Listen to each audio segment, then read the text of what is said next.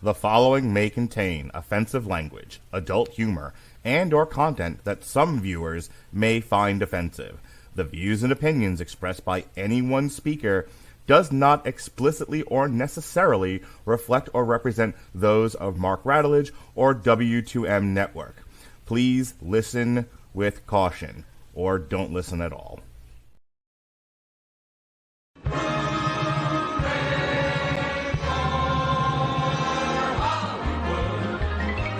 Valley, hooey, Hollywood, where any office boy or young mechanic can be a panic with just a good-looking pan. And any barmaid can be a star maid if she dances with or without a plan. Hooray for Hollywood, where you're terrific if you're even good, where anyone at all from Shirley Temple to Amy Semple is equally understood. Go out and try your luck.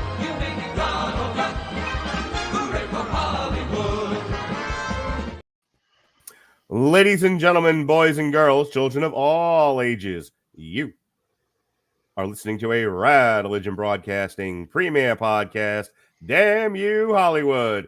And I don't like where you are. Let's move you up. There we go. Now you're on top of Alexis where you belong. Here's your host, Robert Winfree. Yay! Well, everyone, we are less than 24 hours into 2024, and I don't know about any of you, but I'm ready to check out. But since I'm contractually not allowed to do so until Mark's scheduling is completed, and that'll take place about halfway to never, we're here, and we are welcoming in the new year with Damn You Hollywood. Joining us on this episode, we have Mark, who introduced me, as he always does. I'm Robert. We also have Alexis Hejna. New Year's Day. I should be still recovering from last night, but no, I'm here. This is what you get for drinking in your 40s. Drinking nothing. I'm recovering from something else. Okay. Cocaine? My apologies if you're dealing with an illness. Was the cocaine you shared with a shark? No, that's what you had to share with Jason. And two adolescent boys. Arr. No, it was gummies. Gummies and Mortal Kombat. Okay. And also joining us, we have Zachary Strobel, because he likes the animated. That is true. That's right. It's Zachary's fault we're here tonight. And why are we here tonight, Robert? Well, because one more night facing the long specter of a cold winter evening and the blasted hellscape of 2024, a global election year more or less looming before us, we figured at least something that we could do instead of drowning our misery in substances was a better idea. You remind me of my Uncle Alan Poe. Do you know that? I'm moderately offended by that, but okay. But in facilitation of that goal, we all decided to see the new, it came out last week, but the big family-friendly film of the Christmas season this time around is from a studio we all trust. We are going to be reviewing Illumination's Migration. Yes, sir. Migration is a 2023 American animated AdVent comedy film produced by Illumination and distributed by Universal Pictures, the only studio left in Hollywood. Almost. The film was Pretty much the only studio that actually made money this year. pretty much.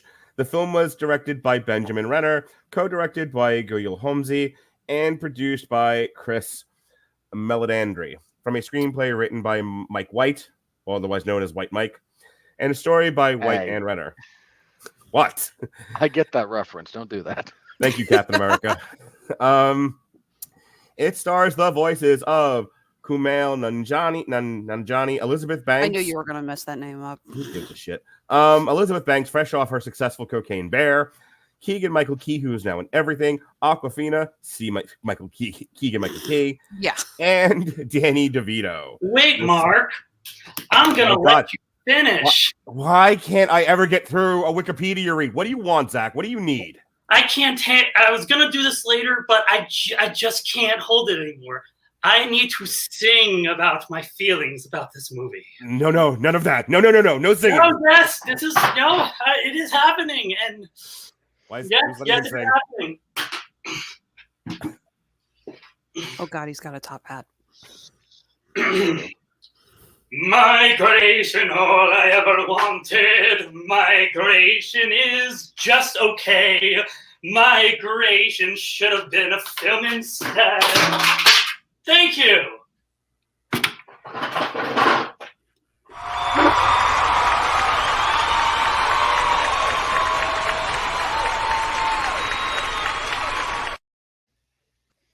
My direction pre-podcast was longer than that bit. I just wanted people to know that. Mark, you know the phrase in television. Takes an hour to make 8 minutes. You ain't kidding, Buster. All right. Zach. Yes. Other than singing and dancing, I heard you wanted to do some ranting and raving. Yes. I kind of wanted to hear the rest of your Wikipedia read, but I can do that. I can do that a little later. If you insist. I do. I was setting you up for a TikTok pic, you fucking hack. God damn it. The story follows a family of mallards who try to convince their overprotective father to go on a vacation of a lifetime and attempt to migrate from New England through New York City to Jamaica. Migration premiered at the View Conference in Turin, Italy on October 19th, 2023, and was theatrically released in the U.S. on December 22nd. It generally received positive reviews from film critics and has grossed over 106 million worldwide. Zach, I hear besides singing and dancing, you wanted to do some ranting and raving. I sure do, Mark. Oh boy, rant away, friend. Well, first of all, I think, as you might have heard through song, that this movie is okay. And the problem with a lot of this movies coming out is, especially now, like after COVID and with all these like streaming things, going to the movies doesn't seem like a big event anymore. It just seems like, why don't we just do whatever we want? And I'm like, no, you can't just do whatever you want. You gotta make people like think like, I should spend money, I should get off my butt, and I should go to a movie theater. And I feel like a lot of movies aren't doing that lately. I mean, this movie is cute, but it's not like, do I really want to go out and see a bunch of ducks when we clearly have ducks at home? You know, it's funny you mentioned that, because I know when we were, if I can be serious for a moment, when we were talking in our chat, I know you'd said like, hey, I got some things I need to say before we even get into the craft of this film, and I wasn't quite sure what it was. I figured, I'll just react naturally when you say it. But Robert, we've been beating that drum for I feel like 2 years now. That if you've been beating the drum. Wait, that's a drum? I thought that was a dead horse. How do you think we made the drum? The animal hide. I don't know if you just saw it, but a piece of what's left of my soul just died. Robert, You have any part of your soul left? Whatever I had is gone now, Toots. I've been for the last few years, Robert, we've been talking about how if it's not an event picture, people aren't going to go. And I think specifically dealing with animation, Zach brings up a good point. There's probably, Alexis, 4 or 5 things that'll draw a crowd in theatrical exhibition for animation. Song and dance, musicals, that sort of thing. I know nothing. What was that? I don't know. Clearly. A good musical, or just, something like Sing, where people are singing pop, the characters are singing pop songs. Karaoke, very popular. Yeah, I know. But I would say, unless you have like an established IP, an established character that's been drawing a crowd for years previous, or it's a musical, people are not going to go for the average animated feature anymore, Robert. And I think that's the biggest problem with Migration, is that this felt like just this didn't even feel like it had the Illumination magic to it. It felt almost like a DreamWorks or, some of the like lesser studios. Like we talked about last week, that one animated feature, Somebody in the Kraken, which nobody except the one girl I was dating at the time saw. Ruby Gilman. Yeah, that's the one. And it just kind of felt like that, just like an average. I'll let you guys, Robert and then Alexis, kind of jump in on what I'm saying and what Zach brought up. It just felt like an average movie, and it not something that most people enough to make it worthwhile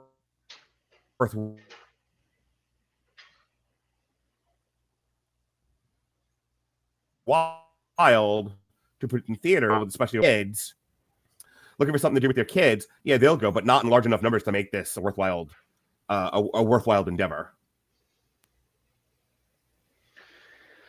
I think what the last year has taught us is that everyone who claims they know anything about this knows nothing. Go on. I mean, look, everyone coming into this year, not everyone, but a lot of people coming into this year, especially the idiots, most of these idiots who, by the way, signed like $100 million checks for all this crap, they could not have been more wrong at every given turn. There's been a whopping like one movie that had a budget of over $150 million all year that turned a profit. It was Guardians. Yeah. Like, congratulations, you burned the gross domestic product of South America. I was going to say, you surprised me there, but one of these days we actually are going to run out of countries for the... I gave them a whole continent this time. Yeah, that's why I how said much you it was. surprised me. I got plenty of African countries I can go through. I'm not the most geographically literate person in the world, but I got a pretty good reservoir up there. I can always fire up the Yakko song. That'll get me somewhere, if nothing else. It's Canada, Mexico, Panama, Haiti. Yeah, Jamaica, I was singing it too. They keep updating that song because of the new countries and stuff. It's understandable. Oh no, You the imagine- original one includes like the Soviet Union and the. I was going to Spanish- say, didn't it have like Yugoslavia in it? Could you imagine just Yeah. like kicking yourself? Like, frick, now Yugoslavia's gone. Now it's like 3 other countries. Yep. Yeah. It is. Rob Paulson actually did do a live version of an updated, and it got to the point where he actually had to stop, take a breath, and everyone was still applauding, and he goes, "But wait, there's more." Yep. So, again, that's kind of my big. That's been one of my. I don't want to spoil too much of what we talk about next week after we have a hopefully brief review of a utterly forgettable movie. Spoiler alert for next week. But yeah, there was a lot of people banking on some of this. We were still dealing with a little bit of COVID pushback, but not as much this year. Like we'd kind of unfurled all that. Mm-hmm. And now it was, hey, we've got all these ideas for these big projects that are going to hit big in 2023. That we're going to start phase 5 of the MCU, and phase 4 underperformed, but we're getting back on the horse, right? Well, Right? I kind of just wanted to limit this to just animation again. I don't know at this point. I don't think you can safely put a movie like this that isn't a musical and isn't an established property in theaters in a major, like Christmas time is a major release window. Not this year. It was. And this year was a fucking crater. Yeah. Between wait till we get to the weekend box office and we talk about what Wonka did. I was going I to wanna say, usually this is the weekend that some of the biggest Oscar bait films get released. Yeah. That, Nothing. but there's also a big animated movie that comes out around this time, around Christmas. I mean, I think last year it didn't make a tremendous amount of money, but it ended up being almost like a prestige animation film. It was the Puss in Boots. That was awesome. Yeah, Yeah. that was really good. It's a good Yeah. movie. So, just want you to weigh in, Alexis. Like, you look at. I mean, we agreed to do Migration because I knew I was going to go see it with my kids, and you guys wanted to talk about it. But let me tell you how I didn't initially put it on the schedule because I kind of saw this coming. I knew that This movie. I would have been surprised. I would have been surprised if this was better than it ended up being, and only because Illumination has a good track record. Illumination, what they're good at is fight, which what Pixar used to be good at is finding the balance between pulling on your emotional heartstrings while also presenting something that's wildly entertaining to kids and cheekily funny for the parents that bring them. So there's that adult humor, funny for the kids, and tugging on the emotional heartstrings. And those are your 3 legs of the stool that make the Illumination movie so good. I mean, I'll let you weigh in right after this, but I mean, I go back to the great Minions Inside Out debate of 2015. where I'm going, no, Robert Winfree of the Screaming Boy podcast. There's no possible way Minions is going to be any good. And it not only has this like great internal discussion about faith, which came out of fucking nowhere. Go back and listen to Robert and I talk about that, and Robert go into a really great, and I'm not kidding about that. I'm not being sarcastic. A really great explanation of the LDS reading of Minions. It's one of our better podcasts. And then, you know, and it pulls on the emotional heartstrings. It does all these things, and then it makes more than Inside Out, as it should have in retrospect. Now that I've licked my wounds from that. Boy, I remember that, like that and Fury Road. I had to sit down with Mark and you're like, okay, Mark, one, here's how aggregators work. This is why Fury Road has this giant score on Rotten Tomatoes, and here's why Minions is working worldwide. It's also just a lot easier to translate. Yeah. So your thoughts in here on why Illumination just, you know, barely touched the ball on migration? Well, firstly, I don't think they had to really worry about that because earlier this year they produced the second biggest film of 2023, Mario Brothers. True. And they're still riding high on that. Side note, when the hell are we going to get an announcement for our freaking sequel? You don't think that they don't try to crack it over the fence every single time, Alexis? Come on. When they greenlit migration, I'm sure somebody in the room was like, well, everything makes $1 billion that we make, so why wouldn't this? I'm like 90% sure they originally figured this film was going to go to Netflix for streaming. And when someone in the studio said, oh, we can actually give this a theatrical release, they said, oh, okay. But why would we do that? Because everything we do makes $1 billion. Why are we giving this one away? Swing and a miss. Look, I have nothing bad to say about this movie. Coming up later this year, so... All right, come on. Go ahead, Alexis, before someone else talks. I have nothing bad to say about this movie, but it is, by all definitions, very mediocre. It reminded me a lot of when we talked about the pictures that were up for Best Animated Feature last year. I mentioned a film called The Sea Beast, which was released directly onto Netflix. Mm-hmm. Good movie, insanely well animated, good jokes, great casting, but it was a tried and true story. It was it's like, we're fighting a war, but why did this war begin? I want to know how this got started. It's the same story. It's like, you know, appearances can be deceiving, kind of a story arc. We've seen it 1,000,000 times. And we have seen the migration story arc 1,000,000 times. Getting out of your comfort zone, letting your children take a risk. It's not as scary out there as you think. Sometimes you got to get through your fears to see the wonders on the other side. I can quote that freaking Good Dinosaur movie 1,000,000 more times if you want. But it's a good movie. This is, you know, Migration's a good movie, but it's nothing we haven't seen before 1,000,000 times. Yeah, it's perfectly mid. So, Robert, tell us what happens in this perfectly mid movie. So the Griswold family goes to get their new car. Keep going. That's about as far as I was going to take that one. I was expecting a Crude's joke, actually. Never seen it. All right. 5 minutes, go. Yeah. So we open with a family of mallards. There's the dad, there's the mom, and there's the two kids. There's one that's like a budding teenage mallard, and the little girl mallard that is clearly meant to be the adorable merchandising opportunity.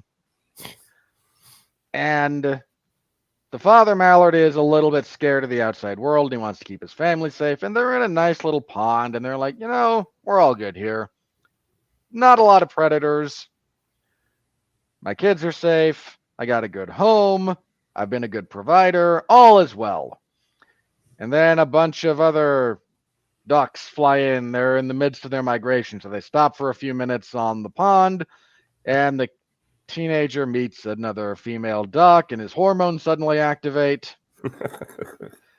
And then the wife duck is like, but there's all these great things out there. Don't you understand? All these things out there that I could be experiencing, and you with your stability and your home and your I was gonna see if I could get Mark to crack. It's 2024 and I'm trying to keep the snark to a 75%. Good luck with that. That's fair. And we should go out and we should take a migration. It'll be great. They're going to Jamaica. And the dad's like, no, this is a stupid idea. People die when they migrate. There's predators, and there's shotguns, and there's inclement weather.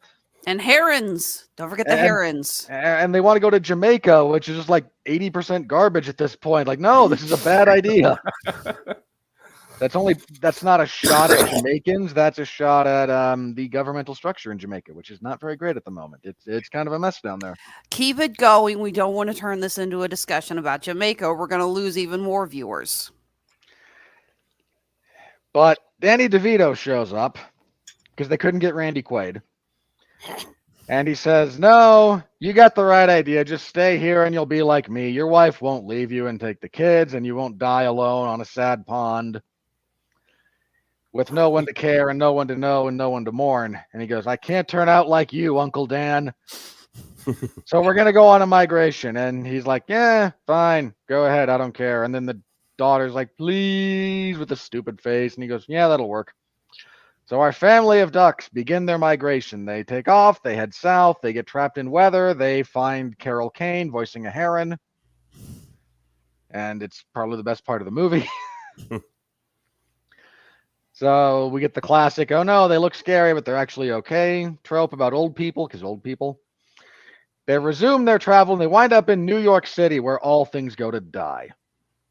Can we at least breathe a sigh of relief that this movie didn't take place entirely in New York City? Because when I saw the trailer, and they do reveal in the trailer that they go to New York, I was like, oh God, it's Smurfs again. Please, God. They don't spend the whole movie in New York. Thank the Lord. So they arrive in New York and they get a little lost. They don't quite know how to navigate this place. They're not sure what's up. They get separated. And then Danny DeVito fights a bunch of rats with wings over a sandwich. Probably a Jersey Mike's sandwich, because Danny DeVito needed that paycheck. Could be. And we get a big fight, and then the dad Mallard says the pigeon equivalent of the N-word. And then out comes the female Hugh Grant, Awkwafina, because she just makes everything worse. And they argue. There's some misunderstandings. But we're just lost on our way to Jamaica, and please help. And Awkwafina goes, I know a guy. So come on and we'll go have a look. So they go to a restaurant where there's a parrot that is owned by the chef of this restaurant, whose specialty is duck l'orange. Of course it is. That's still actually my favorite line in the movie. What's duck l'orange? It's you with l'orange on top. And they talk with Keegan-Michael Key doing a Jamaican accent. Or trying because he's a migratory parrot, apparently. And he knows how to get back to Jamaica. He's not a migratory parent. He said that he was kidnapped in Jamaica by the chef and taken back. I know, but he's still got enough migratory instincts to fly over a part of the Caribbean Sea to get back home. Keep going. It's not something parrots do. And they're like, well, thanks for the directions. And they're about to leave. And the teenager's like, no, I have mallard guilt because I'm green. And we have to save this poor pink parrot. Look at him. Red. I'm going to save this red parrot. Look at him. He's dying in there. We got to get the key, and then the chef keeps it on him, and then we'll break him out, and it'll be great. And it's a terrible idea, but the dad gets shamed into it, like so many other things in this movie. So he goes to get the key, and his wife shows up to help, and they get the key, and then things go sideways. They storm through the kitchen. They release the parrot. They get caught in a salsa dance. But eventually... Like I don't know about you, but if I had a nickel for every time I got caught in a salsa dance, unwillingly. Oh no, salsa night. And yet again, I'm in a salsa dance I didn't want to be in. You know, I'd have 2 nickels, but it's odd that it's happened twice. Yes, sir. They escape, they take off, they head further south, and they stumble onto a farm full of white ducks that are being fattened up. Because nothing quite like, fattened ducks on a farm. And they decide, you know what, this is a pretty nice place. We'll stay here for a night. And then the chef shows up and is like, I'm here to collect my ducks. Because he insists on killing and he insists on butchering each of them personally, I guess. It seems deeply inefficient. There's something to be said about the humor of this holistic duck farm where they treat... I mean, you see one of the farmers literally giving another duck a fucking back massage. Mm-hmm. Well, there is nothing more satisfying than killing your own live duck. I'm just saying. Look, as someone who has killed and prepared his own live chicken, I'm not saying you're wrong. I'm just saying. They taste better when you can taste the fear. No, right. I'm saying if you run a restaurant, this is deeply inefficient. Moving on.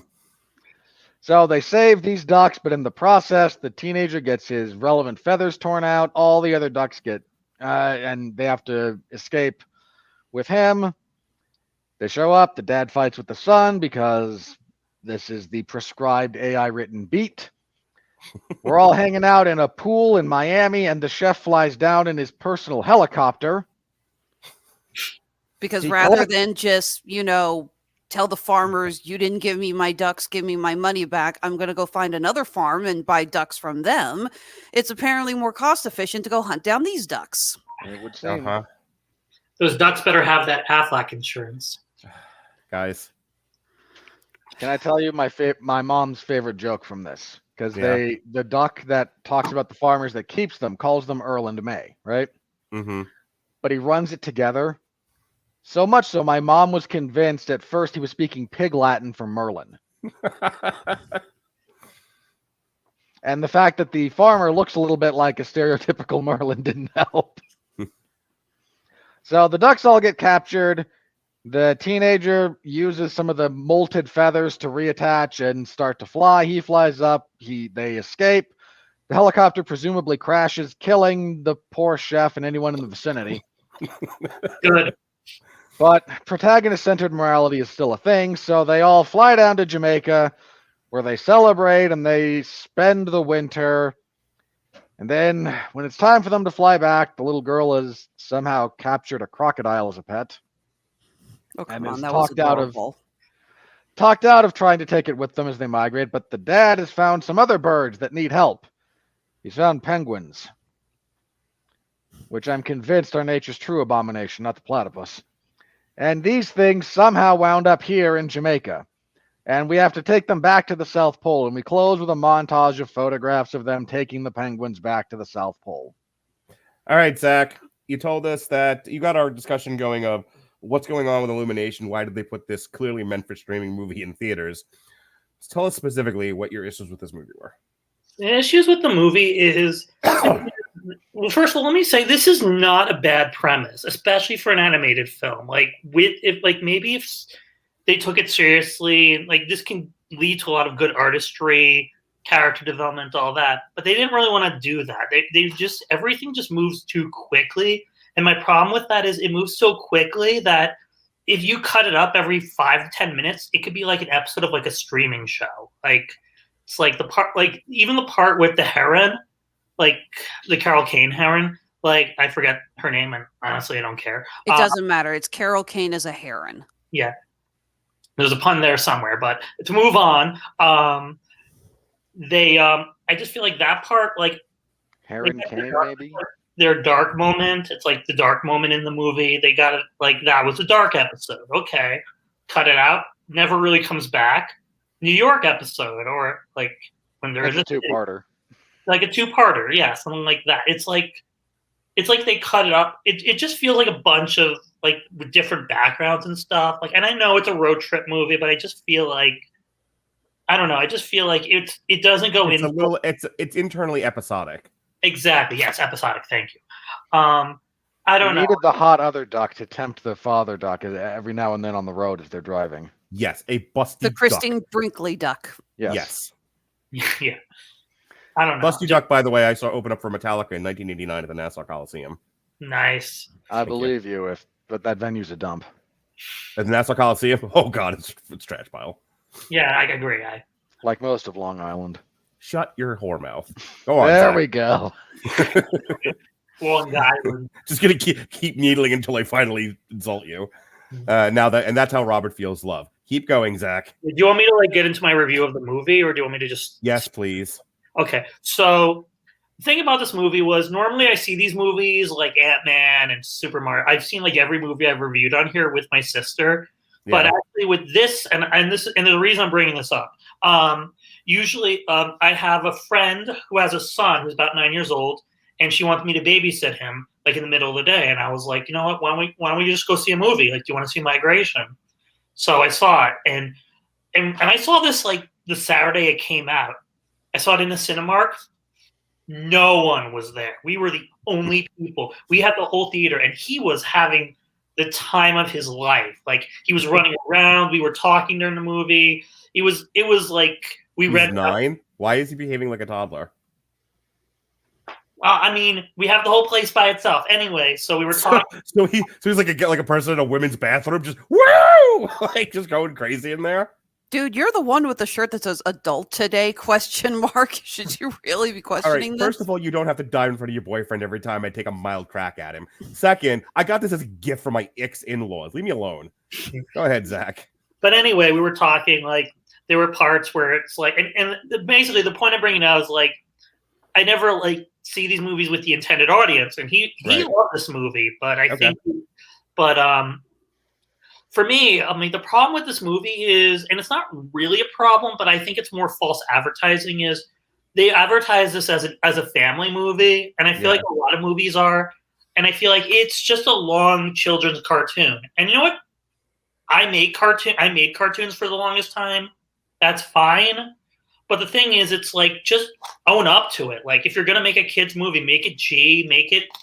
And I think a lot of films are just, like, too scared, especially this one. I feel like they have to add stuff to make it, like, PG and stuff like that. And as a kid's film, I mean, the movie is perfectly okay. It's just, I think it's also a bit rushed, like, in its storytelling and even in its animation. Like, I feel like they just kind of, like, when they're flying, I feel like they made a lot of stuff out of focus so they wouldn't have to render it. It's probably true. Yeah, because I know Illumination takes a lot of shortcuts. It's like a big open secret. I mean, and to be fair, I mean, like, that's probably why it's not going to bomb so bad, because they didn't spend the extra $100 million on it. No, I think I read. We'll get to this when we get to the money, but it's like 72. Read previously to the podcast. We'll get into it when we get to the money, but yeah, it's a $72 million film. They shot this on the cheap. Yeah. I think the movie is cute. I think it is for, like, if it's a kid's movie, because I mean, I saw kids movies when I was a kid. I mean, kids need to be entertained too, and for that, as a family movie, there really isn't much for adults, but for kids who just want to see some ducks, which let's be fair, we do want to. If you want to see ducks, this is a good movie about ducks. There are plenty of ducks. You will get your ducks in a row, but I had to put it somewhere. That's what she said. For it. Going. That one was better than mine. But no, I think it's okay. It's just the voice acting is okay. I like Kumail. I'm not going to pronounce his last name. I'll get it wrong and probably get canceled. But if Mark's pronunciations haven't gotten us canceled yet, you're okay. Oh, that's good. I think Awkwafina and Keegan-Michael Key, despite being in everything now together, do a good job. Desperately trying to cash in on their 5 minutes. That's all it is. 2 more years, we will go, wait, who was that? Yeah. Danny DeVito, we'll do that with Awkwafina. I don't think we'll do it with Keegan-Michael Key. We might not with him. I don't know. I feel like he should have been in Super. I don't know why he said no to Super Mario, but he said yes to this. But he's good in it, Danny DeVito. Okay. Because I'm sure he saw what happened to Captain Lou Albano and no thanks. Yeah. But honestly, I think it's just serviceable. I mean, it didn't feel like an event. Like that's the problem with the movie. It's like I could have. I mean, obviously, I saw it because I was babysitting and because we're doing a review on it, obviously. But I mean, this was honestly one of those movies where I could have just waited. Yeah. Alexis, go ahead and give us your craft review. There's nothing really to complain about this movie. It is very cute. I saw it with about half of the theater full. A lot of younger kids, little kids laughed, and that's contagious, and the adults laughed. Speaking of kids, though, I do want to credit the 2 kid actors who play the teenage duck and the little girl duck. Kid voice actors are notoriously very hard to get right, and I thought that these 2 did a very good job. They brought a lot of personality to these characters. Really enjoyed them. Although at times I felt like the little girl, I couldn't tell she had an accent or not. I was trying to figure out what was going on. It came and went. Yeah. Occasionally it showed up. The animation was good. I got a couple of good laughs with some of the slapstick. I'll admit I left pretty damn hard when they're in the helicopter and they started using Uncle Dan as a gun. They just it's like reload. It's just like, and then it's like they get the oranges. It's like, okay, now it's a grenade launcher. That might have gotten the biggest laugh out of me. That was pretty funny. Well, I forgot to say something. I like how he hates ducks, that he has tattoos of ducks. I don't know if that's creative or really lazy character development. Who, the chef? Yeah. He doesn't hate ducks. He loves to serve them. Yes.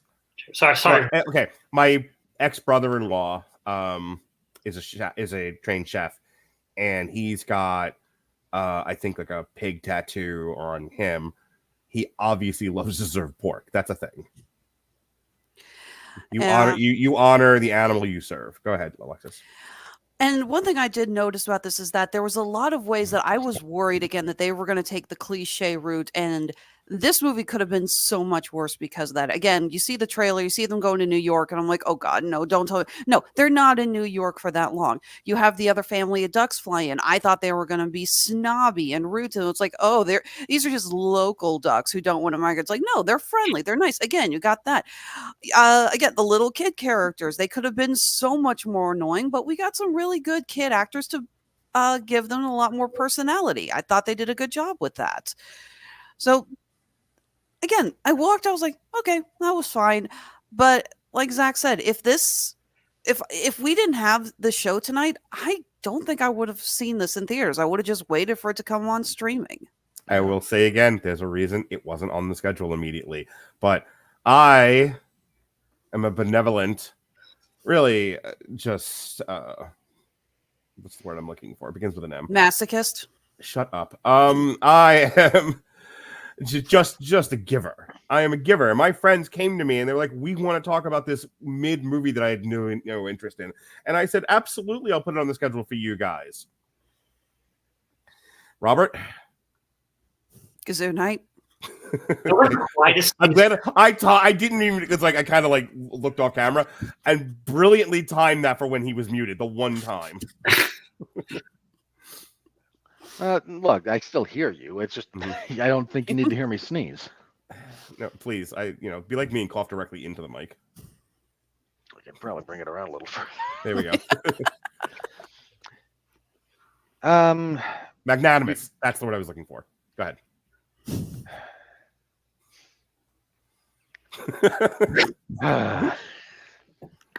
Mark's like the fact that Mark's vocabulary works on like dial-up internet connection never fails to amuse me. Look, I'm on a lot of NyQuil and Sudafed right now. I'm like a Dennis Leary routine. We've all been there, man. So, in lieu of saying anything, there's not a lot. We don't do a lot. There's a of reason movies. why I haven't gone yet, because so far I've agreed with everything Zach said. I agreed with everything Alexis said, and I don't want to repeat them. So that's why I'm like, just skip me, because I got nothing else to add. No. There's a reason we didn't do a lot of movies like this, because we come on here and then we have to vamp for 40 minutes to say it was fine. It's an exercise in futility on our end and wasteful of your time and everyone else's. You, the audience, of course. Mm-hmm. So in lieu of contributing a whole lot, Mark, I decided I'm going to try to be one of the vaunted Rotten Tomatoes critics for this one. Are you going to make a lot of puns? It's my job. Yeah, no kidding. Yeah, I'm going to try duck-centered language here. What's happening, Robert? I'm going to try and predict at least one pullout that we do with my like 2-sentence review of this movie. Okay. Migration doesn't chart any new courses. I deserve that. Yes, you did. You're a good girl, Alexis. But it sees its way safely to navigate, but it navigates the rough waters of family-friendly entertainment safely. It's just some stupid crap like that. Okay. Look, this is fine. It's safe for your kids. It's appropriately cute. It's appropriately funny in places. You're not going to want to put your eyes out watching it. And boy, is that a nice thing these days, because 2023 had a lot of movies where I just went, I could end it. I could end this all right now. Just go at the end of the lobster and grab the steak knife. That was close. And again, the voice acting is all okay. There's nothing bad apart from Awkwafina because she sucks. That's a personal preference. Okay, humor me then. Seriously, humor me. Okay. Who would you have to voice Chump instead? And guy or girl, Chump, it's like, what voice, obviously comedic voice actor, who would you have gotten to voice Chump? I'm not saying Awkwafina was perfect for that role. No. Let me tell you why they went with Awkwafina. Because if you listen to her role in this again, you can tell who she's trying to do. They couldn't get Kevin Hart. So they got Awkwafina instead to do a Kevin Hart impression. Yeah, That's he's too busy making a heist movie for Netflix. That's like 2 years. Like he made that like 2 years ago. They just now released it or are about to. Good point. But yeah, that's actually a brilliant point, Robert. They were trying to ape the rabbit from The Secret Life of Pets. Yep. That Kevin Hart did, and they failed miserably. I wouldn't say failed miserably, but it's not to get that character. Yes, because that character was more than just an accent. Honestly, it doesn't land the way they wanted it to, for sure. There are none of which I know by name, but there are 5 or 6 black actresses that would have done that role better, and with about the same kind of Brooklyn-y New York accent. Tiffany Haddish could have been good in this. Yeah, that's what I was thinking of.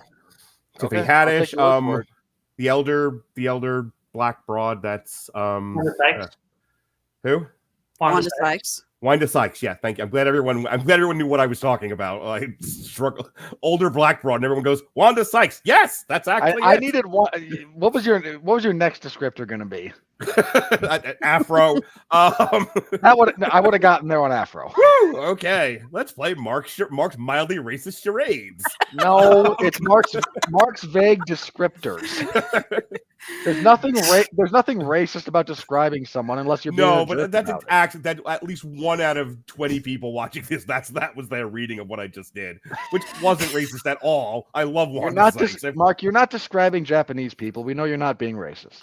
Can I tell you? That's where your racism comes in. Can I tell you real quick? So I just put up the TikTok from 3 years ago, of Jonas and I doing Bob Sapp's Tour of Defeat, and Minimum Man comes out, and my son, 7 years old at the time, well, all Japanese people look alike. I'm like, yeah. And so my son, Overlord, yes, elected official, not gonna happen. God. If he fails to win the election because you put something that he said when he was 7 on the internet, he's going to deserve to kick you in the crotch really hard. I'll be dead by then. Keep going. Look, if he's going to dig you up, reanimate you, and kick you in the crotch. That's fine. Look, man, you and I have been talking into the microphone here for what, 12 years at this point? Yeah, at least since 2011. Yeah, since my daughter was born. Yeah, we've said a lot of stuff, but we started in I would have been like mid-20s. At that point, it's on you. Before you hit like 16, don't put your stuff on the internet, man, because you don't know what you're saying, and it will come back to bite you. All right, I keep going with your relevant topic. Again, it's fine. There's some funny gags. There's some decent performances. If you've seen a road trip movie, you've seen this movie. I think if I had a note about this one, it would just be like, this is a lot about trying to get the husband out of his rut, which is fine. I'm okay with that. I could have used the wife not being quite as much of the perfect wife. Let me talk about that for 1 second, because I don't disagree with you. I didn't think too hard about it, but just over the course of the conversation we've had, and this is about the only thing I can contribute. Clearly, in an early draft of this, the wife was much more of an eccentric, to the point that it's a character flaw.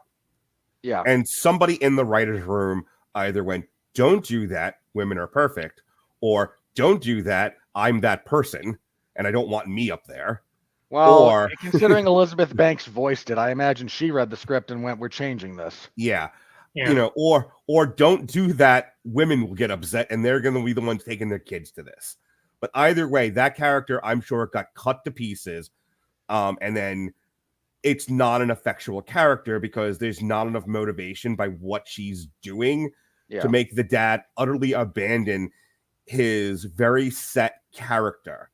And I don't want to go off on a tangent about marital relationships and, mothers and dads and how set they are in the way that they run their families, because that's a whole other podcast.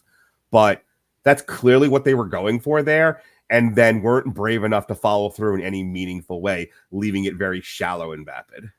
Yeah, that I think that would be the big miss for me on this one. Yeah. The kids are the kids. Like, one of them's just a cute little kid.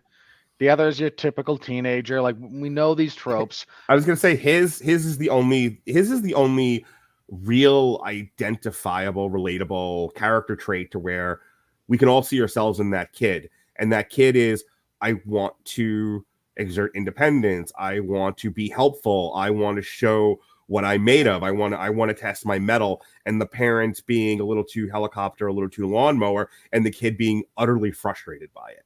I think we can all, to one degree or another, identify with that character. And it's the only character that's not a joke or a setup that's actually written well, like written with a bit of bravery, an actual like character development. Yeah, and because the relationship between the parent ducks isn't allowed to be fleshed out, the movie does lack its heart, and I think that's I think that's its biggest miss. It's still fine if you again, because we're sitting here dissecting it. Like, where does it miss the mark? What could have elevated this? Their relationship needed to be better. And unfortunately, for any number of reasons, we didn't get it. So I also brought kids to this. My daughter was my daughter about it. She was like, it was cute. I liked it. All right. So that's 50% of your audience right there is my daughter's, I was entertained. It's good. We can scream into the ether that doesn't work that way, but it kind of does. So there's 50% of your audience. The two boys that I brought with me, the one who's seen a handful of movies with me this year and has not grown up in this house, but has been here for the past year pretty frequently, was like, it was okay. I didn't love it. I didn't hate it. It was just, he would have described it as mid if he knew the word. My son, who has been living with me for almost his entire 10-year life, or that is to say he's almost 10, and who you put to sleep listening to our podcast of movie reviews, has very much sharpened skills for a almost 10-year-old to deconstruct movies, and he had 1,000 problems with this, which I think is hilarious. One of the things he brought up, and it's the only criticism of his that was memorable to me and worth bringing up on the podcast, was he was like, why did they feel the need to make the chef mute? Like that there seemed to be an opportunity there to give him some funny dialogue or give him some degree of menace, but essentially he's just a bear chasing them. I thought that's all it is. A smart move. I like the idea. I kind of like the idea that the humans didn't talk. Because? I just thought it fit the aesthetic better for this. That it was the dog. I don't know. I'm not utterly disagreeing with you. I just want you to back your point up. For the audience sake. No. I just felt that for the aesthetic and the feel of the movie, I thought, again, it worked better if the chef was seen more almost as a force of nature, not an actual independent person. Okay, I just liked it. You're allowed to like it. I just want people listening to this might not understand why, so that's why I wanted you to flesh it out more. Go ahead, Robert. There's two ways you go about presenting anthropomorphized animals like this, and these aren't anthropomorphic in the sense they're like half human, but we've given them language and culture and sentience and all the things that ducks don't actually have. If you do talking animals like this and talking humans, you hit this weird. This might sound like a weird complaint, but you hit this weird space. I'm gonna jump in here and give you an example, and I'm curious to see if it matches where you're going or if it runs counter. Little Mermaid. Sebastian talks. The chef talks. Yeah. It's a little like that, where you're not quite sure how any of this is supposed to work. Like, all the animals are alive. So does everyone who eats a fish just commit murder? And all the PETA people are going, yes, become vegan and turn into a giant vagina. I was But then- thinking more of like, do only the fish hear each other? Does the chef hear when Sebastian's suddenly speaking Jamaican? Does the chef hear him and go, "Oh my God, talking lobster"? Is he the only lobster that talks? A million questions. Or could it be like Ratatouille, where we actually cut and see the rats from the human perspective, and they're squeaking? Right, which is a great again, example. there's ways to mess with it, but it becomes a thing you have to deal with. Right. It's actually kind of easier to go, okay, the humans are just the big scary monsters from the perspective of the ducks. Mm-hmm. So let's just have them be a big scary monster. Look, he's also entitled to his opinion, and in his opinion, he didn't love it. He thought it was dumb to just have a grunting man running after the ducks. I don't know. I thought it was an interesting take. I don't really care, to be honest with you, and I'm kind of with you guys in that if he's mute, then you're solely focused on the ducks as people and as sympathetic characters. If And he starts again, if he starts talking, you start looking at him like a real person. You start thinking, Right. wait a minute, they just trashed this guy's restaurant. Right. Yeah, exactly. Like I said, I like to think of the humans as a force of nature, not Which I do think works, but it was a perspective, especially since it came from a 9-year-old, worth taking up. Everything else about this movie, I fell asleep the first. I missed the Carol Kane scene because I was like passed out. I'd also seen the Iron Claw earlier that day, so honestly, the most fun part. That's such an uplifting movie, though. I know. They removed 2 of the characters that commit suicide for it. It's so much more compelling and uplifting than the real story. I should add, for the record, I actually did Google. Apparently, herons will eat baby ducks, but only at like times of, lack of other foods. The most fun I had at this movie was trying to get a picture of the 2 boys flying across the migration poster while my daughter stood, like this, like Jesus on the cross. With that said, anything else, Zach, before we get into the money? I've got duck puns. Please. You get 2. All right. I'll waste them both on one. It'll be a double hitter. Great. I'm going right into the money when you're done. Okay. I don't know. There was a lot of weird stuff in this. I don't know if they were on heroin or on quack.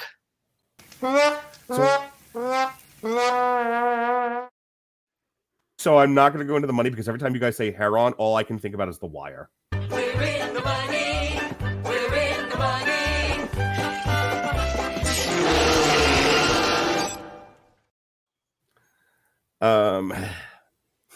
Yes, we sell crack and dope in the project. We always gonna make money, and with that heron, it flies over my head.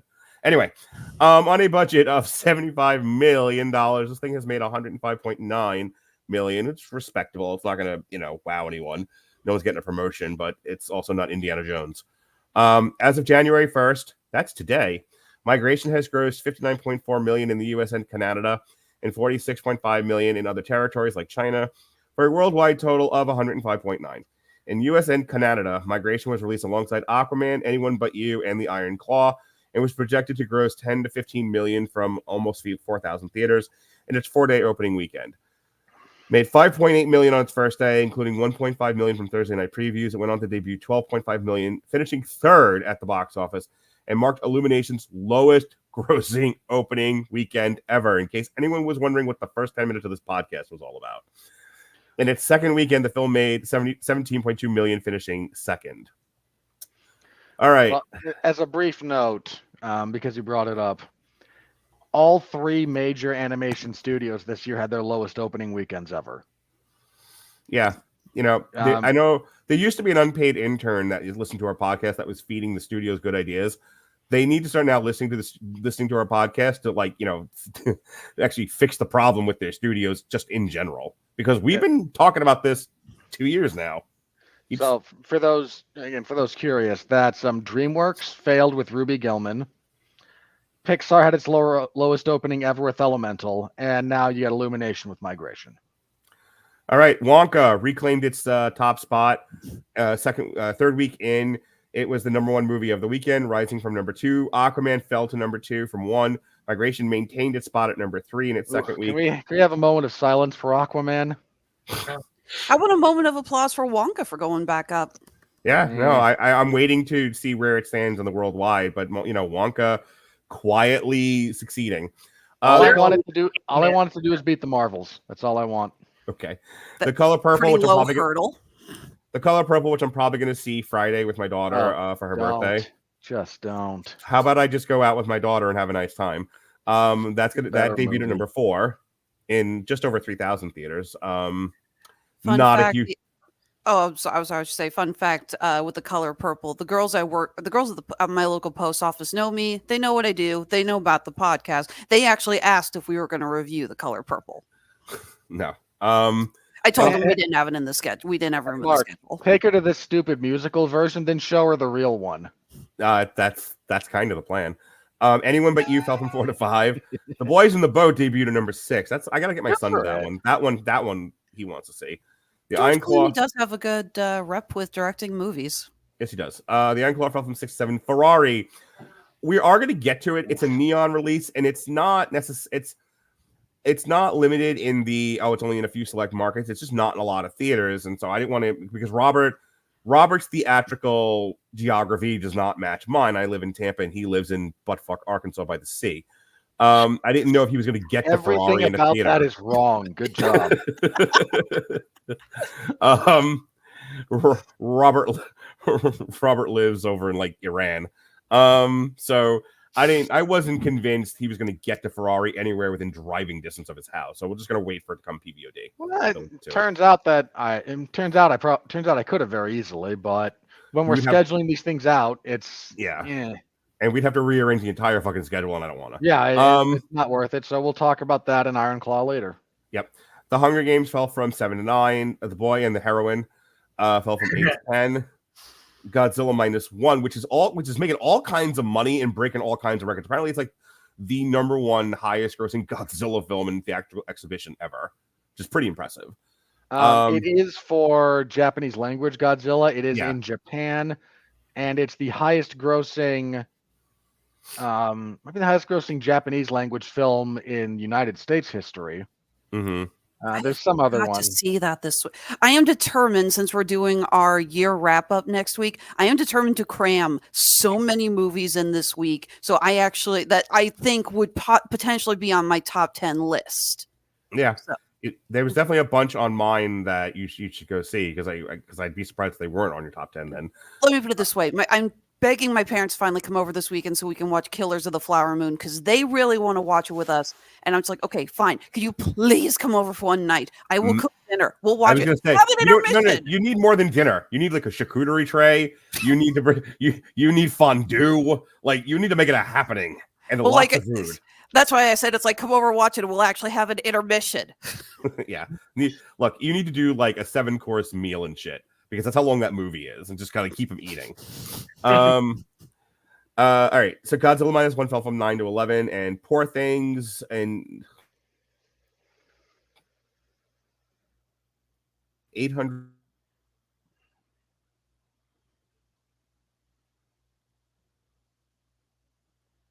And the Marvels.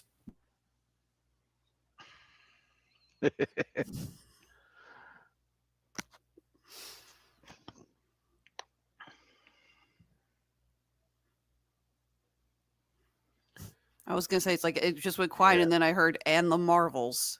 We're waiting for our internet to catch up. Can you hear me now? Yeah. Good. Yeah. Sorry, you were mentioning Godzilla -1. You froze with a weird look on your face, and we suddenly all heard "and the Marvels," and then nothing else. Okay. Like the aristocrats, like that. That was. Yeah, it kind of was like that, actually. God, I wish I had done that joke. All right. Nothing changed. Wonka's the number 4. Wonka beat Indiana Jones, Robert. Well, you know what? Good for it. Yeah. Ant-Man and the Wasp is still sitting at number 10. I don't even want to get into it. You know what? I'm giving a pity clap. That they clung to spot 10 this whole time. Here are the movies currently doing better than the Marvels. The Marvels getting at 205. Better than the Marvels. Napoleon, Dungeons and Dragons. You can now squeal. Napoleon, which is bombing, but Sound of Freedom, Taylor Swift, Aquaman at 21. The Nun 2, The Flash, Creed for Five Nights at Freddy's, Hunger Games, Indiana Jones, and Wonka, Meg 2, and Transformers, and John Wick. Okay. All these things doing worse than Five Nights at Freddy's is like it's the balm of Gilead to my soul. And yeah, there's nothing to report really for worldwide box office for 2024. It's literally day one. This weekend coming up is Night Swim. I think is the only. Let me look real quick. I believe Night Swim is the only movie coming out this Friday, January 5th. Trying to recapture the Megan craze. Yeah. Okay. So here are the movies coming out this Friday. Night Swim from Universal and Blumhouse. He Went That Away by Vertical Entertainment. The Painter by Republic Pictures, and The Bricklayer also by Vertical. So yeah, the only thing that's in major release that we're not gonna deal with it, but that's out there is Night Swim. The 12th is The Beekeeper, but that's competing with Mean Girls and The Book of Clarence.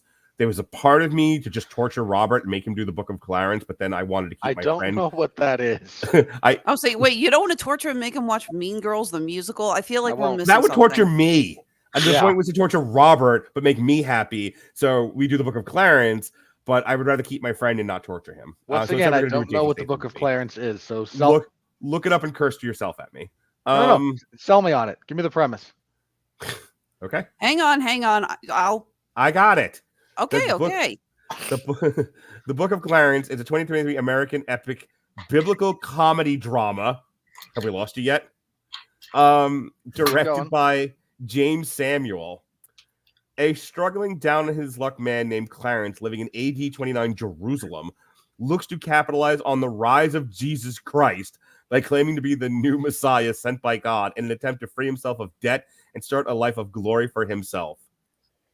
Tell me something else this director's done. Give me one. Give me what else has this guy done, or is this his first major? Film? Well, how about this as a selling point, Robert? Because I know you're a fan of the Hippity Hop.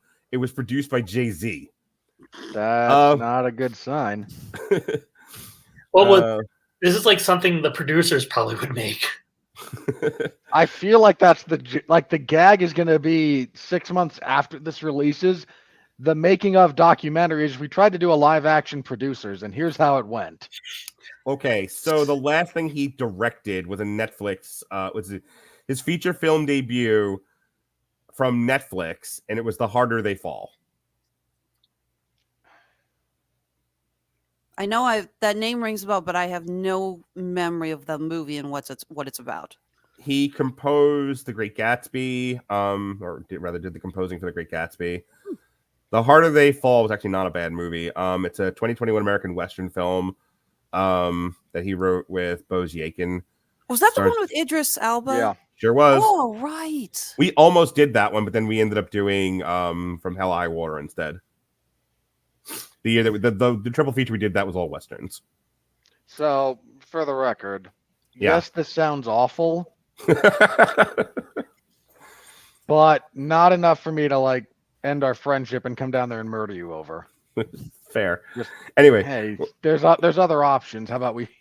Yeah, we're gonna stick. It isn't gonna suck. We'll stick with The Beekeeper. The 19th is ISS from Bleecker Street. Sunrise by Lionsgate, still a studio, oddly enough. Wanted Man by Quiver, and Which Brings Me to You, which has no Wikipedia link. The 26th of January, we've got Miller's Girl from yet again Does Lionsgate just own the fucking month of January now? We're just putting everything out in January with this no competition.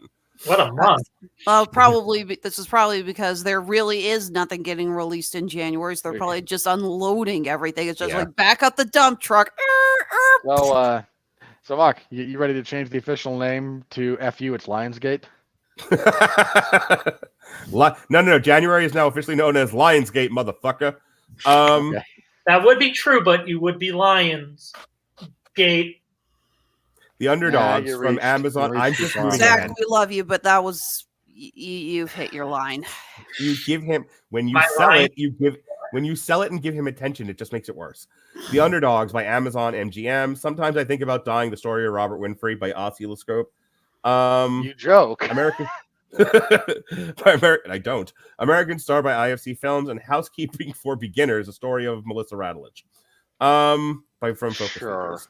I got one in. It's been almost 2 hours. I got 1 hour rather. I got one joke in. I'm doing okay. good. No. Allow me to throw this stone for you, Thank you. if I may. Please. If that were true, we all know how messy that movie is. Give him the drums, Alexis. Shit, I full screened it. Oh, Hang for on. fuck's sake. Sorry. So besides The Beekeeper, nothing of consequence comes out until February 2nd, and that's Argyle. All right. Woo, Argyle. All I right, don't then. actually care. All right. With that said, here it is, the critical review. Are you ready? No! I said, are you ready? No, God! No, God, please, no! No! No! No! All righty. Well, Wait. 72% I thought of a better way to do it. Okay. Beginner's Guide to Housekeeping, the Melissa Radulich story, if directed by John Waters. Woo! All right. Moving on. It's got a 72% tomato score and an 87% right. audience score. Top Critics drops it to yeesh. Yeah. 20 points, just about. Well, hang on. 50 My cent. hunch on this is all those people look, there's no reason to give this a genuinely negative review, but there's a lot of people who look at acceptable quality and go, but no.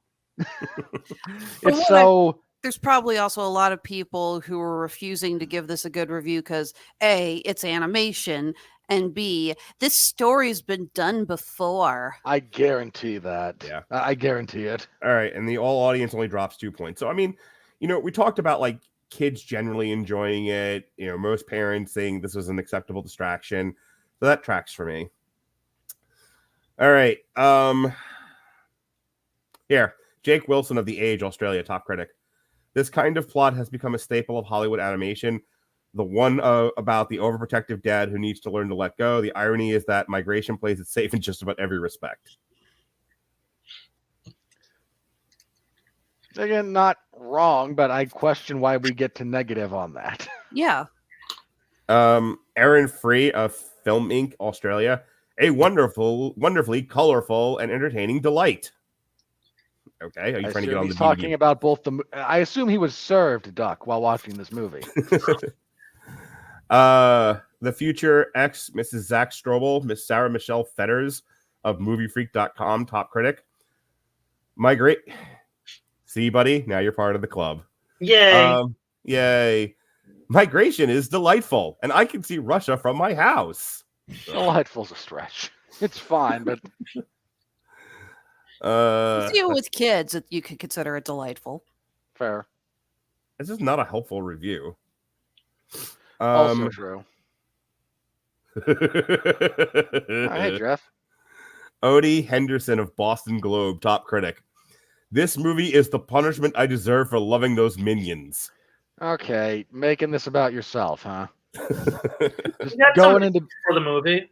just going into business for yourself. Like, this is utterly disconnected from the movie itself. Like, this is like self-fulfillment. This is just doing something to amuse yourself. Talk about the movie, you prick. Actually, that does bring up one thing I just remembered completely. So this film does have an opening short featuring Vector, the villain from the first Despicable Me movie, and a couple of minions. Best Looney Tunes short we've seen in a long time was Moon. Pretty much. And we see the minions getting picked, or the one minion who's on the anti-gravity formula getting picked up by an alien. We know we're getting Despicable Me 4 in 2024. They have not released any information yet, no trailers, no cast lists or anything.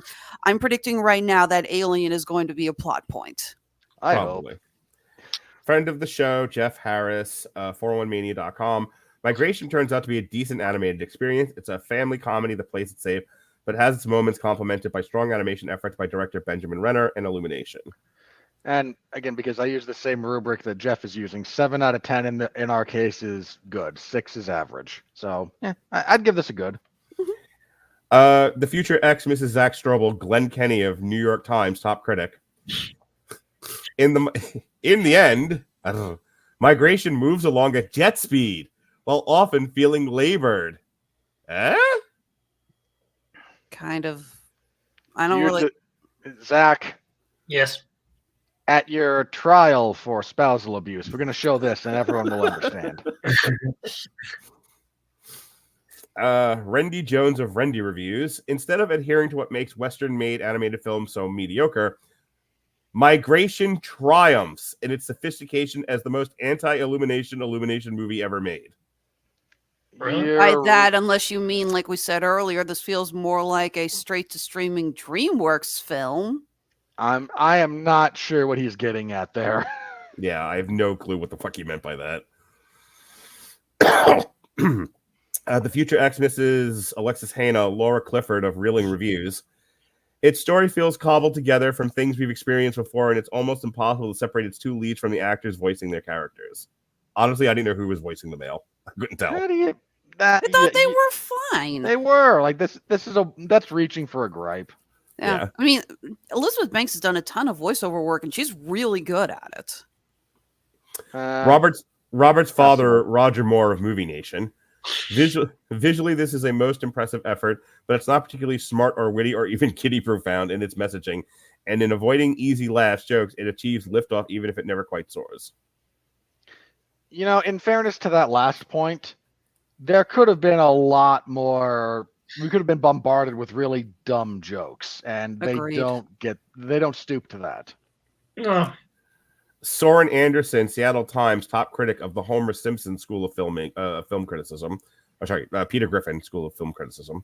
Either one. Migration is a most insistent picture. Characters deliver their lines with unmodulated insistence. If Somebody that got person a did word- not write that review with his pinky out while drinking wine, I don't know what he was doing. Say, put the thesaurus down. He was dude. face rolling the keyboard and looked at his word of the day calendar. Is how we got that. Yeah. Like somehow earnest filmmaking and storytelling is a negative. You jackass. Go jerk off to Deadpool some more. Peter DeBruge of Variety top critic, Robert Winfree's favorite Hollywood periodical. My favorite, not even good enough to be toilet paper. Even at just 70-something minutes before credits, the movie seems to take forever getting it to its. It seems to take forever, Zachary Strobel of the Screaming Boy podcast, to take forever getting to its destination. Derheap? But I'm cha. How did I come up with a better stupid pull-out line than any of these people did? All right, one more. One more so we can all have a collective fucking cursing fit. Because I would like to remind people that Illumination gave us both Sing and Sing 2. Did someone say sing? No. Okay.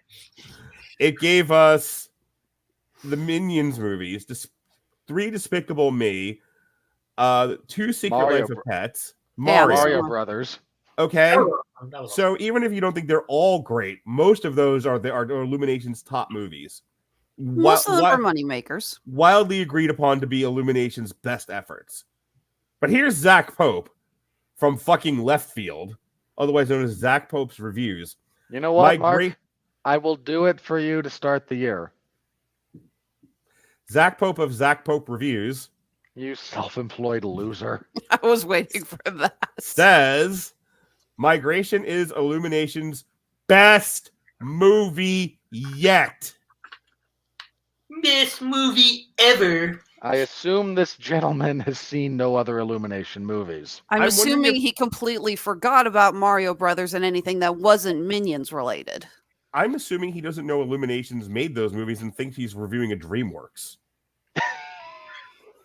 To be fair, this would be about the best thing DreamWorks has done. I was going to say, that's what, you want to talk about, I mean, Pixar's got its problems, but they still make quality movies.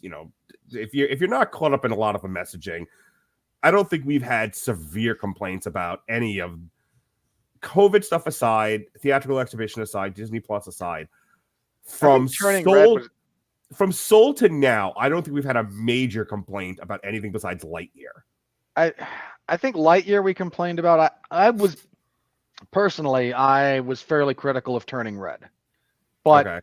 that's still 2 out of what, the 7 or so they've done since then. Yeah, and Strange World was Disney, not Pixar. Yeah. So my point being, like, Pixar is still putting out quality picture. Whether or not people see them is not the point of this particular conversation. DreamWorks, however, boy, have the mighty have fallen, because they gave us Shrek and How to Train Your Dragon, right, which were quality pictures in their day. And when was the last time DreamWorks put out anything of quality besides Puss in Boots? I was going to say anything that is not Shrek related, or anything that is not a sequel or prequel. Yeah, sure. Well, they're desperately hoping Kung Fu Panda 4 revives their reputation this year. I just said not a sequel or a prequel. No, I'm saying they're hoping that revives their brand. Yeah. That guy was pretty good. Yeah, but then we got to get with more Awkwafina. True. The bane of Robert's existence. And let me tell you how Up there. I love my children. They don't generally disappoint me, despite Robert's jokings and, and Pat's insistence that I beat them for no good reason. But I'll tell you, occasionally they whip something out and they don't realize just how mad I am at them, because they are children and I love them, and I don't need to be the parent that has to be talking at my kids constantly. So when one of them uttered, "Cool, Kung Fu Panda looks good, we should go see that," I resisted the urge to punch them. Have they asked to be on the review yet? If they are, I'm going to make sure you host. Thanks for that. You're welcome. Well, folks, that's the end of our passive aggressive podcast. Not for the real podcast. All right, that is our review of the fuck was this movie, Migration. Tomorrow, Jesse and I will talk about Doom Patrol, of which I finally finished that today, and the series finale of Doom Patrol just destroyed me. He was just curled up in a ball, sobbing unconsolably. There was some stuff going on with the last episode of Doom Patrol that hit me personally. Can't imagine why. And then Thursday, myself and the 2 Canadians will be talking The Crown season 6. Speaking of things that destroy you, I just got destroys your will to live. I just got to the episode where Diana gets into the wreck. It's interesting so far. I got to get back to it after we're done here. So that's my week. Zachary Strobel, man. Show it. Oh my God, Zachary Strobel, show us what you pissed from. It's that kind of show. Okay. Yes. Yeah. Are you new? This is a closed set, right? So, as I mentioned earlier, I'm a cartoonist. I take that term as I make silly videos on YouTube. But if you don't like silly videos on YouTube, and I pray for you, but if you don't, everyone likes silly videos on YouTube. Shame on you if you don't. I write books for Amazon. I write children's books, but they're like the children's books that are like really like you can read to your children, and you'll have a good time too. They're on Amazon, so even if you go on like Google or Amazon, you type in Zachary Strobel or Zachary Strobel books. We have Grand Prize Beagle, Dinosaurs on the Moon, Friendship Sanctuary, which I talked about last time, so I'm not going to go too much into detail. Alexis helped me with some of the work, so she knows how cool they are. And yeah, that's about it. Zach, I have to tell you, I was going to tell you offline, but I want to publicly praise you, because some might believe that I'm too mean and critical on this podcast. So I'm going to say something nice to somebody publicly so people can see me do it. This was your best review yet.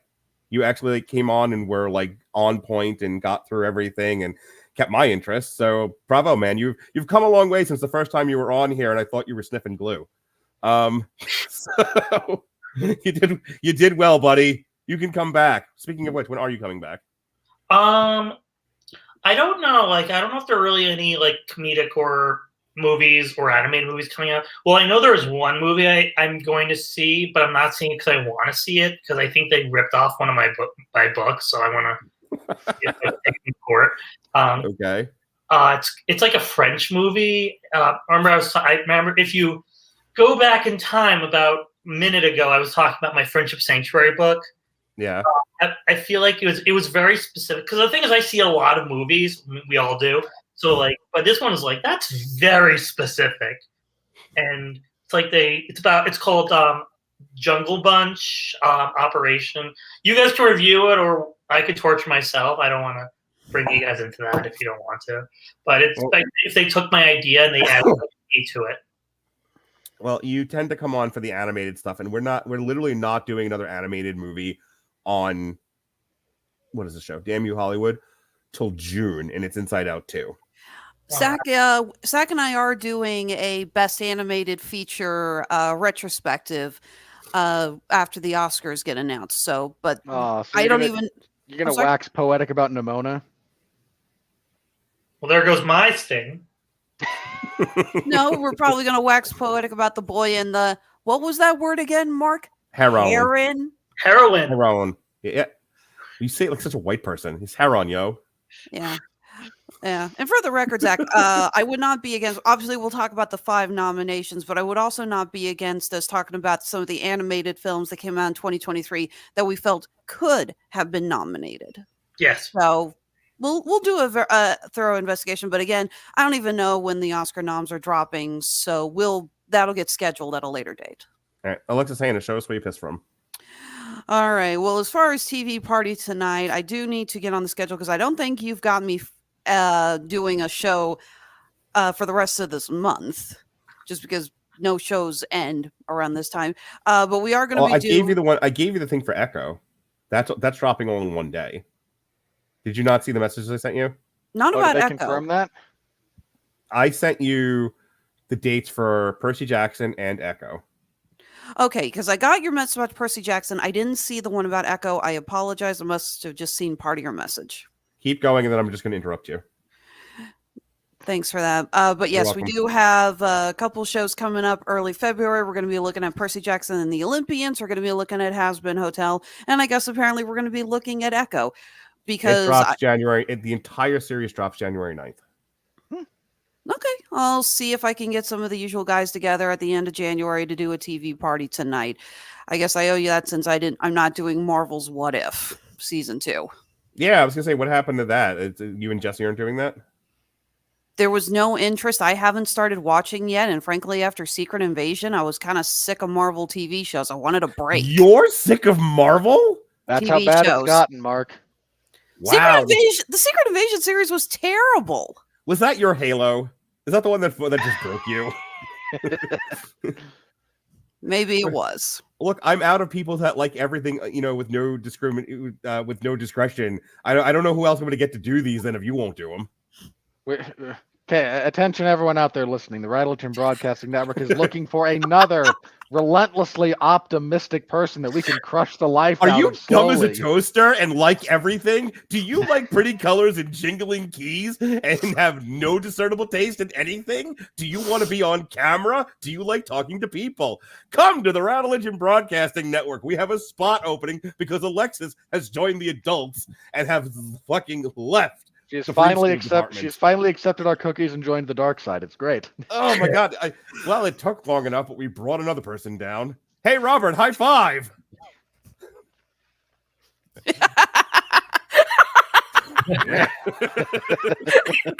Oh, shit. Don't make me come up there. Okay, so like I said, yeah, I will get something on the books for Echo, and yes, we have Percy Jackson and Has Been Hotel. Those are both wrapping up at the end of February, so we got that. I actually need to sit down and look at the schedule for 2024 to see what other shows we're going to put on the books. Oh, look at that. Cleo's demanding it's dinner time. I should wrap this up. Okay, so as far as the bills that actually do pay, let's see, where's the... Oh, shit. Where is that stupid thing? Yes, there it is. I've got too many freaking tabs open. As far as the bills that actually do, or as far as the plugs that pay my bills, bleh. Honeysuckle Rose Creations, where fashion meets fandom at the intersection of geek and chic. And hey, if you're watching us live, guess what? You got about 24 hours to take advantage of our post-holiday sale. 20% off everything in both of our Amazon, that's what we got up here, and our Etsy shops. I do not have any migration jewelry, but if you're interested in some fun, handmade, geeky accessories, come check us out. As always, you can follow us on Facebook, Instagram, Twitter. There's my New Year's resolution. Still not going to call it X. And TikTok, which I am trying so damn hard to make more videos for. You know what? You should take pictures of your jewelry and do picture posts, because apparently I was reading somewhere that gets you a lot of views. Yeah, I saw that too, and I'm not gonna lie, I would not have bet that. Because I was looking at picture posts as an option when I first started doing this, and I was like, "Oh, that sounds so stupid." And yeah, so it's like, no, this actually gets you views, and I'm like, "You're kidding me." I would have done that anyway with the every year I do the year in movies, and it's every picture I took of the kids in front of a movie poster. But I had just read somewhere that TikTok, for whatever reason, like if you want to get views, do picture posts. And I have no way. And I guess because like the audience for TikTok is they're looking for very fast, very easily digestible content. So looking at pictures, you're not listening to somebody talk for 3 to 10 minutes. You're just looking at pictures. You can go at the speed of your brain, and then you move on to the next video. So that tracks for me. Yeah, so yeah, I saw that too, and I was like, okay, have to officially unlearn that concept. So, but yes, TikTok, still on destroying your attention span and brain chemistry. Yeah, but it gets me sales and helps provide a roof over my head. So shut up. Hey, I don't blame anyone for doing it. I'm saying that's the end. That's the result of using it. That's the Faustian bargain. Keep going, Alexis. So yes, again, we're not on the road until March, so we're officially on our winter break, which means it's time for me to A, do the bookkeeping and actually figure out how much I owe in taxes, and B, start planning things out and start working on new material now that I've got a little downtime. I believe the first con we're looking at for March is Planet Comic-Con here in Kansas City. Horror fans, you might want to come check it out because they're going to have Neve Campbell, Skeet Ulrich, Jamie Kennedy, and Matthew Lillard. Full Scream reunion. Wow. If anyone wants to take a shot at Jamie Kennedy, I will applaud you. Jason actually is either trying to come down for it. He's trying to get me to hire somebody to stand in line and get Skeet Ulrich to autograph a mask for him. Yeah, that'll be fun. Yeah. So wait, yeah. Alexis, you did the Ned Flanders thing. January 1st, time to start on those taxes. Anything else, Alexis? Ow. Honeysuckle Rose Creations. The intersection of geek and chic. Robert Winfree of the Screaming Boy podcast. Show us where you pissed from. You know, my temptation every now and then is to stage a hostile takeover of that IP. Just to get you to stop doing that. That would work. Because if it's true, you won't do it. That would be correct. If Zachary Strobel marries Michelle Fetters, that's the end of that gimmick. If poor Jeremy Johns ends up whisking Alexis Hejna away to his castle in the sky, then I can't do this fucking thing anymore. If, God forbid, just to fuck me up and shut me down, you marry Lola Lambchops, then I'm just going to walk into the woods to live deliberately. That's a long walk for you to get to actual woods. Yes. A lot of swamp, not a lot of woods.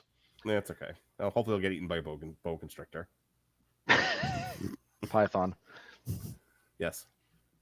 All right. Well, everybody, it's 2024. The new year is here. Global election year. That's why I'm so depressed. You see something, not just the United States. Not only in the United States do we have a presidential election. I think something like 80% of democracies around the world are currently lined up for major elections this year. So everywhere. Yeah. Oh, yeah.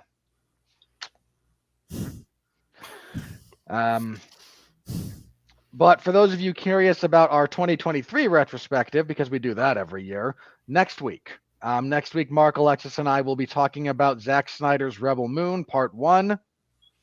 Remember when the first movie of the year used to be like a war drama? How the fuck did we fall so far? I did count all the slow-mo shots. I have a tally for you. We appreciate it. You know, she does. I've seen it. No, she sent me the pic. Alexis likes to send me pictures. You know, late at night while I'm trying to sleep, naked in my bed, Alexis sends me private photos in my messenger. Usually of Cleo. She's in my DMs. As the I don't know kids why I was say. doing this way. I Yeah, don't know what what is that meant. that? It's Sliding supposed to on be into sliding the into my DMs. DMs. It's I don't know what I'm doing anymore. Well, you started waving instead of sliding. Is kind of Yeah. what happened there. Alexis I never Hejna. understood the term slide into my DMs. I never understood how that term came about. It just sounds so weird. Some kid It said is, it, and then but another kid our repeated it. culture is dumb. Yeah. Anyway, so yes, Alexis Hejna has already showed me her pictures because she sends them to me late at night. So next week, the three of us will talk about Zack Snyder's totally legally distinct from Star Wars movie. With blackjack and hookers. And blow. Would have been better with the blackjack and hookers, but And we'll blow. talk about it next week. Next, but because there is no money to talk about next week for a streaming movie only, we will, in place of the money, we will talk. One of our three segments will be our 2023 retrospective. I'm not sure if we're going to do that between the movie and then the critical review, or if we're going to do the movie, the critical review, and then we'll close with the 2023 stuff, but we'll figure that out. But that's next year. You can listen to our top 10. My top 10 includes all of 4 movies we've reviewed, I think 4 or 5. Here's I'll my double top check 10. it. There's 4 on there. No, No, he has 10 I- movies. We just didn't review 6 of them.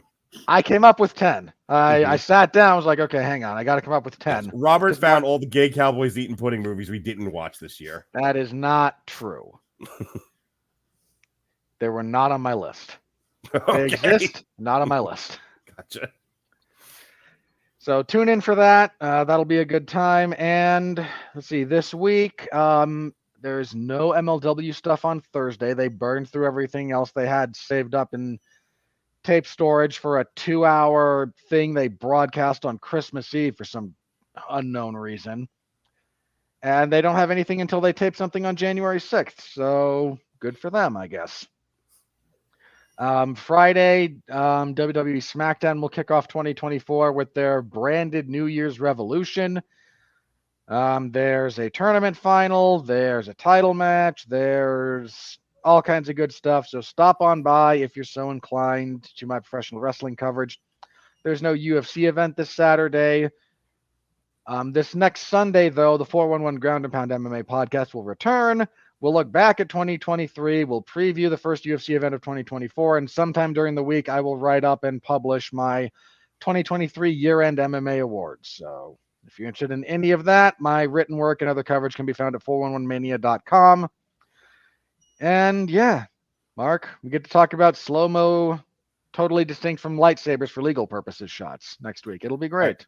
Check me out. The one major social media thing that I'm actually promoting that matters is I am at Mark Radulich on TikTok, where you can see my son's comedy, my daughter's singing, my both naked and non-naked karaoke, clips of this podcast and all the other podcasts that I do. You should change your handle to F falling down. And concert footage, lots of concert for the 43 concerts that I went to in the year of our Lord 2023. How much money did you waste on that? The continental gross national product of Africa. Damn, he just outdid you. I would buy that gonna- if you exclude Northern Africa and South Africa. So my plan for this year is to cut that down by half, and I'm going to go to half the amount of shows. I'm not going to go to 40. I'm going to go to 20 this year, and also not pay for every broad I've ever met in a 20-mile radius to go with me. That'll cut my concert.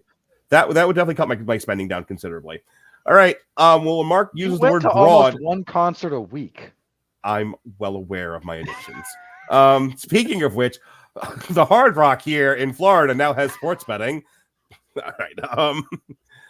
All right, folks. Thank you for joining us here on DMU Hollywood. Thank you, Zach. You're a good boy. Alexis, you're a good girl. Robert, I love you. Be well, be safe, and behave.